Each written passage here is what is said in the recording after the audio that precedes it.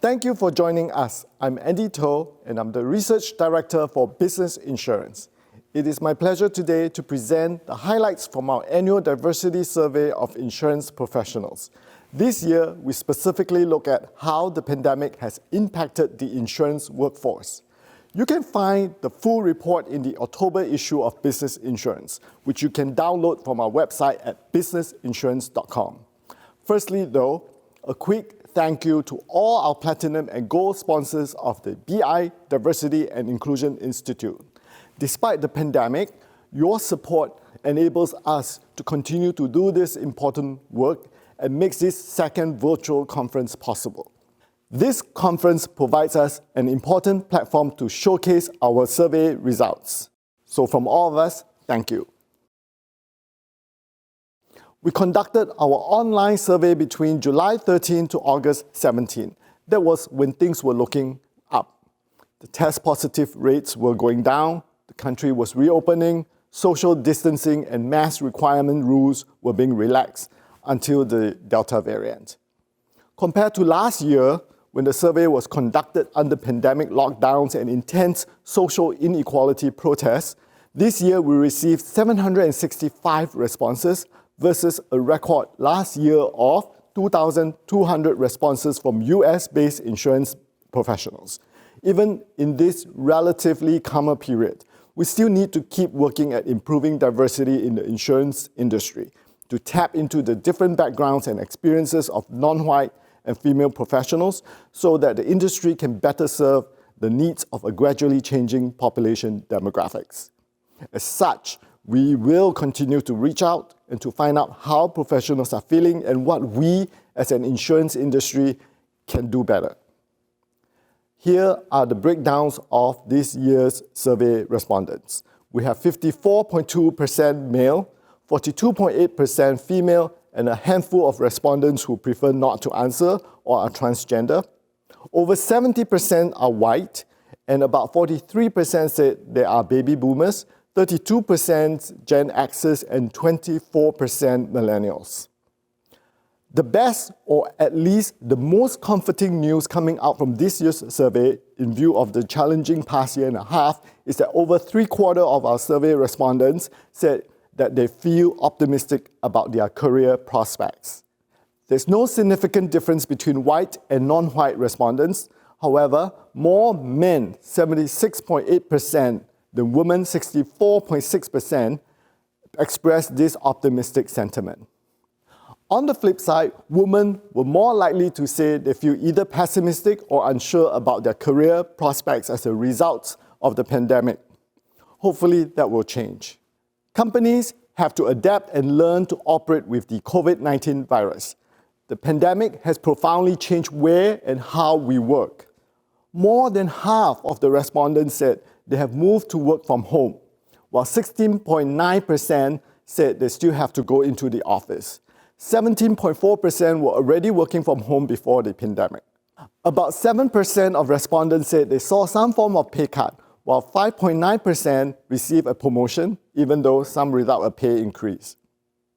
At the time of this year's survey, almost 94% of respondents said they were able to return to the office in person, compared to only 6.1% who said they wouldn't be able to do so. Now, comparing this with last year, 53.2% of respondents back then expressed concern about going back to the office if there were no vaccine for COVID-19. Of course, sentiments may have changed now because vaccines are widely available and have shown to be effective. The vaccination rate, in fact, amongst our insurance professionals is quite high compared to the general population. 84.1% of respondents said they have been fully vaccinated compared with just 53% of the US population, based on data from Johns Hopkins University School of Medicine at the time of survey. Fortunately for our insurance professionals, they have options. About a third of respondents said that their companies do not require them to go back to the office and allow them to keep working remotely if they so choose. While another 35% of respondents said their companies require them to go back to the office, but on a hybrid basis.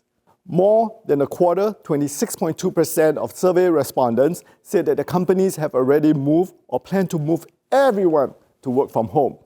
Actually, the pandemic provided opportunities for some companies to grow. 18.8% of respondents said their company grew its workforce, while 11.2% said the companies expanded through mergers and acquisitions. Even our own proprietary annual survey of BI Top 100 Agents and Brokers has shown that 2020 has been a very active merger and acquisition year, with 10 of our prior year top 100 brokers being acquired. That's the most in 5 years. As companies grapple with the physical working environment due to COVID-19, they also have to contend with and navigate through the underlying racial tensions that have bubbled up with the Black Lives Matter protests. On that front, there is still so much work to be done to bridge the gap between white and non-white and between male and female workers in the insurance industry. Almost 30% of non-white respondents said that they have personally experienced racism in their organization, compared with just 14.6% of white respondents. That's twice as much.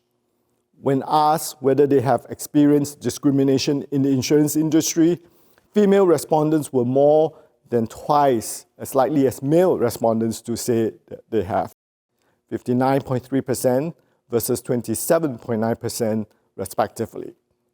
More than half of those surveyed said there is insufficient diversity in the industry, with 65.6% of female respondents and 58.9% of non-white respondents saying there is insufficient diversity, compared to 44.4% of male respondents and 50.4% of white respondents. The good news is that respondents saw that there were efforts to improve the diversity and inclusion practices, especially from larger companies. 80% of survey respondents from companies with 10,000 or more employees said their company made changes to improve its diversity and inclusion practices in the past year. Ultimately, though, it is the CEO who sets the tone for a company's diversity and inclusion efforts. 56.2% of total respondents said the CEO should be accountable for a company's diversity.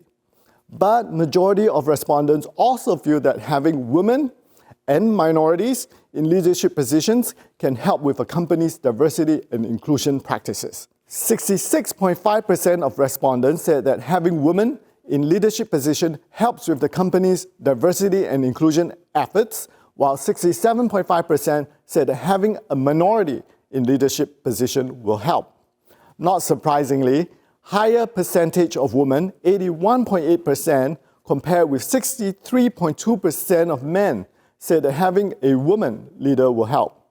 And a higher percentage of non-white, 76.5%, compared with 69.4% of white respondents, said that having a minority leader will help improve the diversity and inclusion practices in their company. There is still so much work to be done. In the survey, we listed what we thought should be the top priorities or ways that companies can help by way of providing development, networking, or empowering opportunities. However, we are just scratching the surface. We want to hear from you. Give us your feedback or give us your ideas on how we can do better. We hope you find the conference useful, and we hope to see you again next year. Thank you.